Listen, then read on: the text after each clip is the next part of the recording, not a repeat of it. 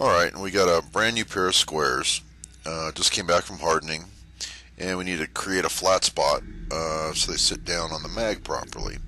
So I'm just running them across a 600 grit diamond bench stone just to create a flat spot. You can see there we've knocked quite a few of the high spots off, and now it'll sit down nice and flat in at least one spot and give us a place to begin. So I'm going to do this to both of them.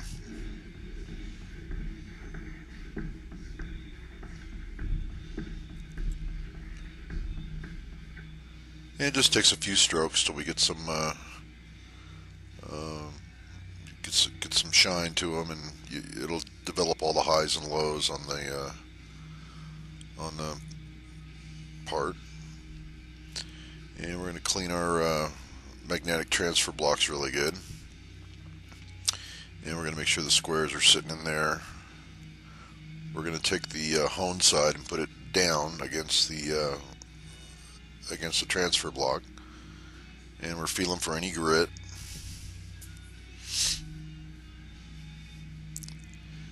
And pretty clean. Make sure you do a good wipe down. Feel it with your fingers. Make sure there's no grit or anything in between. And again, we're going to set it down on the transfer block.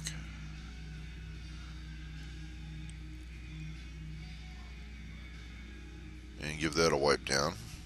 All right, let's move you over to the grinder.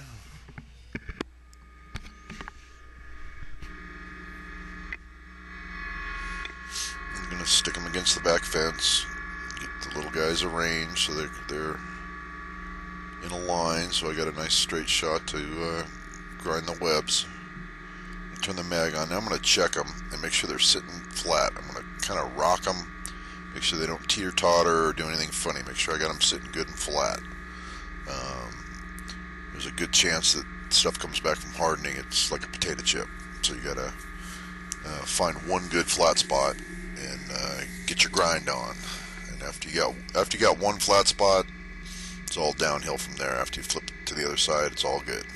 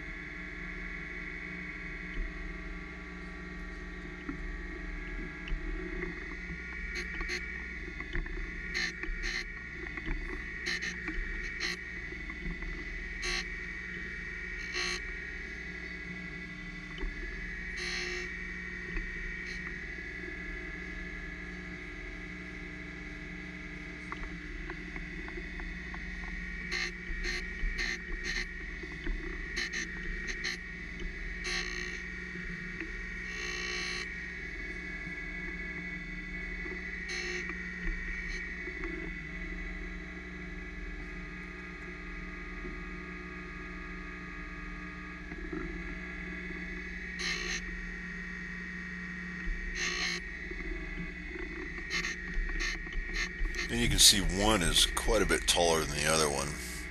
I've gotten to where I don't even worry about it when I'm face milling. I used to face mill them and try to hold them to about 1,000, but they'd warp so much and bend around so much it just wouldn't make any difference. So I mill these. I face mill these little squares very aggressively now, and when you do that, they're so thin that you're holding 3 to 4 thousandths on thickness, and it doesn't take that much time to grind and match. But you can see the square closest to us is quite a bit thicker. I haven't even touched off on the second one yet. Alright, when I say aggressive, let me show you what I'm talking about here real quick. This is a Ceramet Sandvik insert. We're removing 82 thousandths. We're going to do this in 2 steps. And we're just kissing that material goodbye. These inserts are very durable. Special thanks to Tom Lipton for turning me on to those. I saw those in one of his videos and I thought I'd give him a try. I've never seen him use TPG inserts before, but that is a TPG 322 Ceramet by Sandvik. And I'm really moving through that stuff. And the finish isn't bad. I don't care about the finish because it gets ground anyways, but pretty happy with that. Anyways, that's what I meant by aggressive milling. Let's get back to grinding.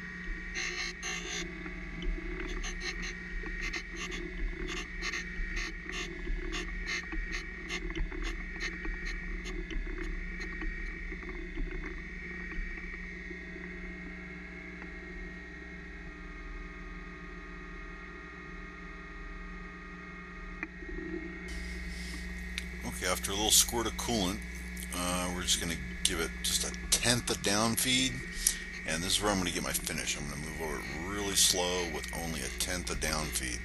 I haven't found any other way to improve my surface finish outside of this. This will remove scallops, and this will give me a real nice smooth finish, and it's not even measurable. If I was to try to measure this with a tenths indicator, you wouldn't see it jumping. It remains very smooth. People have told me to move very quickly across the part with a tenth of down feed to create a surface finish with a small step over. That doesn't work for me, and I don't know why. But this works for me for my final. Next up, we're going to move on to the fences. We're going to parallel up the top of the fences so they're parallel with the web, and I'm just giving it little down feeds while I'm doing my side to sides till I get some sparks happening, and then we'll just do 1,000 step downs until we get the fences cleaned up.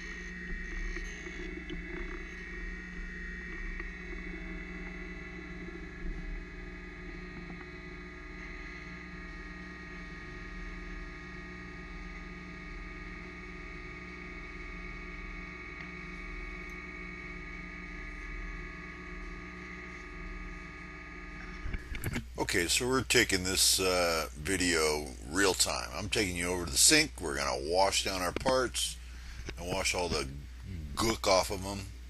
And you can see all the stuff that's going to be coming off of these squares and these blocks, all that black stuff coming off the blocks. And the coolant's good for holding the dust down. Um, I really kind of like the spray coolant. As long as you don't mind using water around your grinder, it works pretty good. When you're done for the day, you just got to spray the WD-40 around to keep the rust from creeping up on you. But so far, I'm liking either the spray bottle, or if I've got a lot of grinding to do, I set up a mist coolant. But the mist coolant is the same both ways. I use an Amflow grinding coolant made by Amflow, the same people that make the Quick Connect air fittings.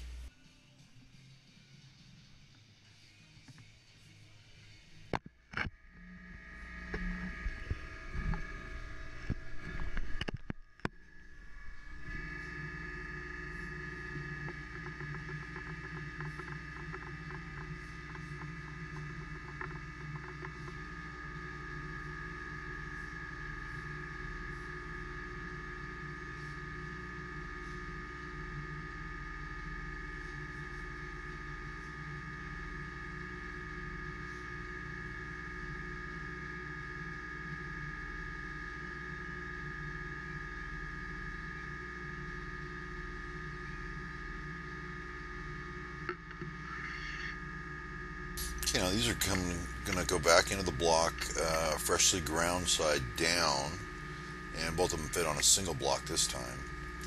And I'm just going to zigzag them around until they're both even with each other, and I've got a clean pass across them with a grinder.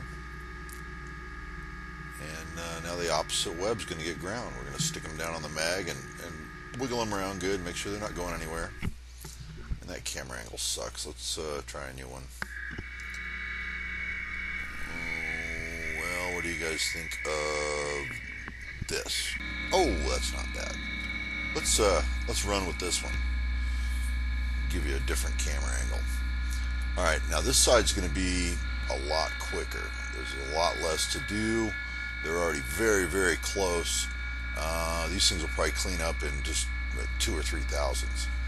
We've already pretty much matched them, and you can see right there we're getting good contact all the way across both of them already, with just 1,000th of down feed. So we're going to buzz across that, top to bottom, take a good look at it, and give it another half thou and go bottom to top.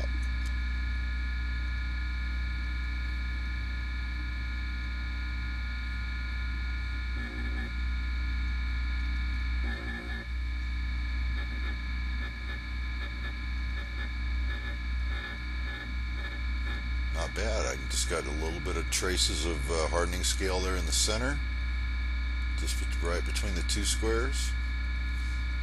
Another 1,000th ought to clean them up.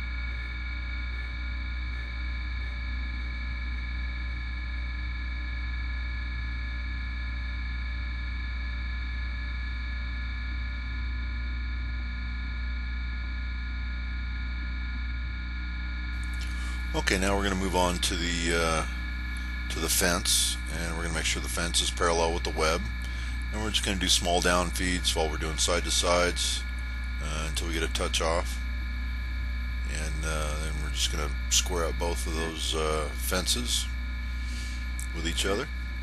And there we got a little bit of spark happening. So we're just going to do some 1,000th down feeds and until we clean up on the top of those fences.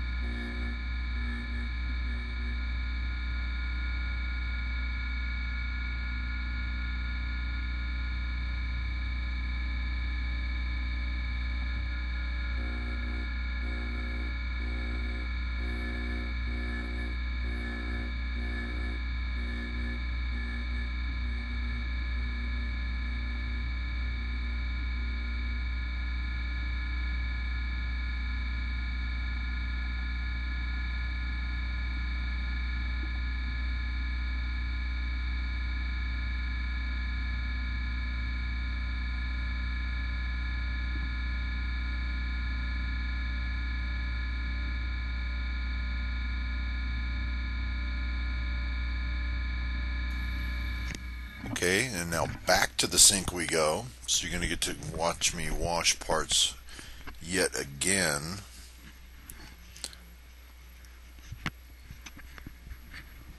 Now you're stuck to the wall.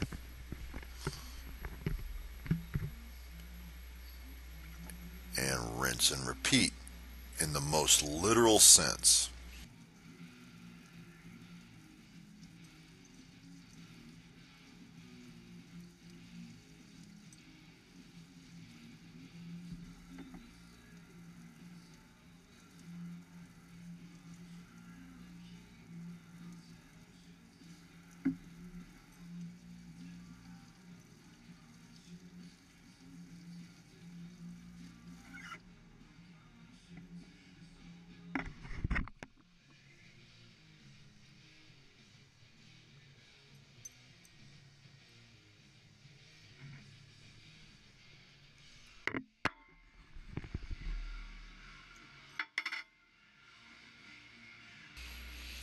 Now this is as far as I go until these squares have a home. I get the webs all ground and they're ready to go in all my grinding fixtures to do all the fussy tight work on all the measuring surfaces. But these get tie wrapped together because they're a pair. They get hosed down with WD and bagged. But these squares are ready to have their surfaces ground on the outer perimeter and go find a home somewhere. So that was between that and I got a couple more that I've face ground here today. I've got all those that are face ground, and those are all oiled and paired and ready to go, and they just get bagged until they have a home, and then they get squared up as needed onto a set of 3-inch. Okay, you guys, thanks for watching, and we'll see you next time.